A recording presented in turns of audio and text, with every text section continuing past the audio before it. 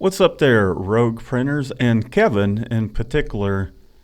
I'm going to walk you through how I would go about separating this. And I'm not pushing anything here aside from there's some advice in the comments that I would not follow. You've got a 6-color press. Granted that your client is cool with paying for 5 colors, I would use 5 colors for this print. So I just took what you have posted on the group, and I'm just going to walk you through how I would separate this to get some pretty awesome results on press. So let's go through this real quick, shall we? Let's go through this real quick, and I'm just going to make a little proof window. So here's our original art, and I'm going to separate this real quick. So there we go, all finished, but there's more work that needs to be done. So we're going to limit this to 5 colors. So I'm going to merge this purple, this turquoise. We'll merge that. We're not going to need this green. We're not going to need lemon yellow either. So here's our base, blue, gray, highlight white. So those are the 5 colors that I would use. We're not quite finished with these separations. I'm going to select this red and this blue and come back over to our white base here. And I'm just going to kind of brighten this white base up some underneath that red, so it will be a bright red. We want 100% white underneath that. Let's do our blue again. We'll adjust that. Looking at this image here, I'm going to base it off of, let's say, this shade here being our brightest point of that white base. So we'll come over to our white base. We'll take our little black selector here, make that the brightest point, in which we turn our red on and our blue. We're almost there. So we did select, let's see, that blue. So we've got the color number here, and on press you could use a blue similar to this, whether you do like a custom mix. That would be my advice, or just you can use whatever off the shelf. It will appear different than what you're seeing on screen if you use a different blue than what I'm demonstrating here. So we'll come over to our blue and we'll toss that number in real quick that we copied. We'll hit OK, and we'll hit adjust color, which this is really just levels, and we'll make this the brightest point. Let's do that one more time, just to make sure we get this part here. Make sure that's 100% black on our separations. Make sure I don't have anything selected here. Let's try that one more time. There we go. We'll hit OK. Same thing with our red here. We're going to want this area here to be our brightest red, in which this red is somewhat of a pink, to be honest. So we'll copy that number, come back over to our separations. We'll toss that number in for our red. Again, you probably would have to make a custom color for that, or you can just use something off the shelf and really make it a bright red. Completely up to you and your client. So let's make this 100% black, which will give us 100% red in these areas. We'll hit OK. Now looking at our blue and our red, we obviously don't want blue in this area. So it is picking up a little bit of blue in that red, but we can just get rid of that. So we could just take our marquee tool here and just select this stuff. And we'll just fill it with white. So that way nothing's printing there. Same thing with the red. You can come in these other areas in between where these white stripes are. And I'm just doing this quickly because it's, it's a low resolution. I imagine a screenshot that was posted up. But ideally, you would want this to be 300 dpi at print size. I'll continue selecting these areas where the white stripes are of the American flag kind of motif going on here.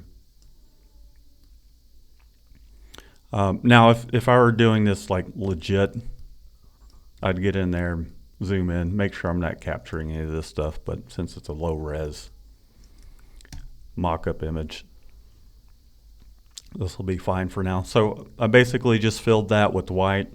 Here's my white color. Let me turn my little mouse doodad on so that way you can kind of see some of these strokes that I'm doing. So we just filled that.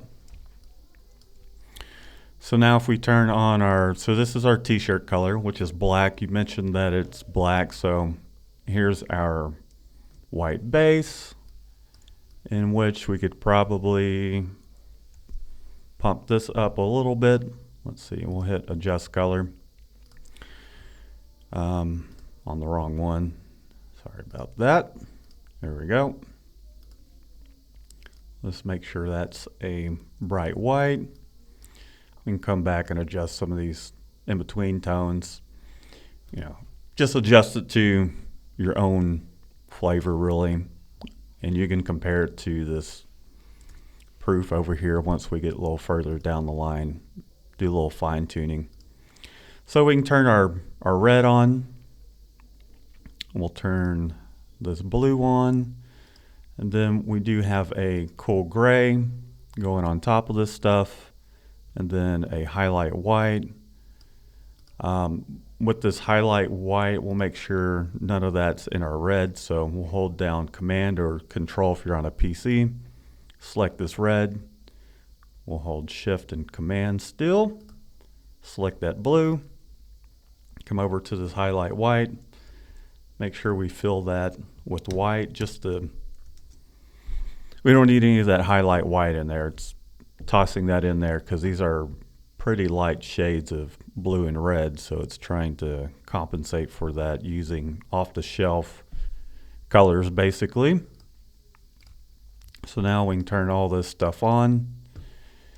And then last but not least, we could just come to our white base, and then we'd kind of either add or pull back some of the white base to just basically add a little contrast, and bada bing, bada boom, there we are. I would print this white base. So I would do this whole thing at like 45 LPI. If you can hold higher than 45 LPI, great. So I do like a 195 for the base, 230 for your red, your blue, your cool gray, your highlight white. Let me double check something on this highlight white. So we'd want these areas, because it is low resolution, it's showing up kind of funky, but I would say that some of these areas here, this needs to be 100% black, so that way you don't want to print flash print your white base. It's just not, you're not going to get great results doing that. And I know that's a pretty fairly common thing amongst new printers, but I would always consider making a separate highlight white rather than doing a print flash print for your white base. So that would be about it, aside from maybe adjusting this highlight white a little bit to really dial things in. And we can get rid of our proof window here. And then we could either just save this as a PSD or a EPS. An EPS, we could just get rid of our RGB and our t-shirt color and all that crap. And so that way we just have our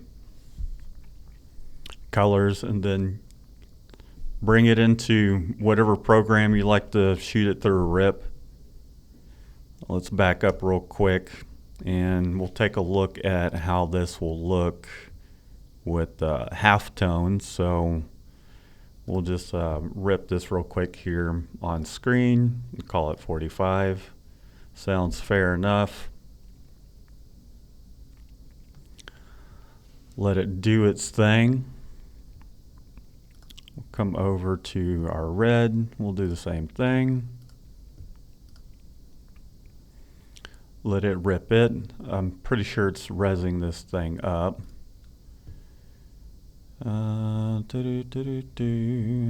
Yeah, it probably might give, actually now that I'm thinking about it, it might give me some issues since we're not starting out. Yeah, we're not starting out at the proper image size. Let me go ahead and do that. Hang tight. We're almost finished here. So if I go to image size, inches, let's resample this thing, make it 300. So just from that screenshot, this might be okay for a 5-inch print, but again, you know, you don't want to start with some high resolution art. So let's give that a whirl one more time. We'll get some better results.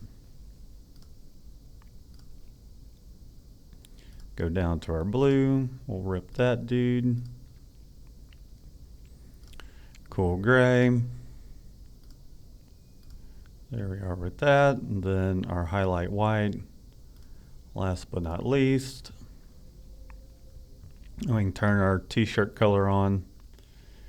Let's turn our highlight white off. So here's, let's see, did we do okay, yeah.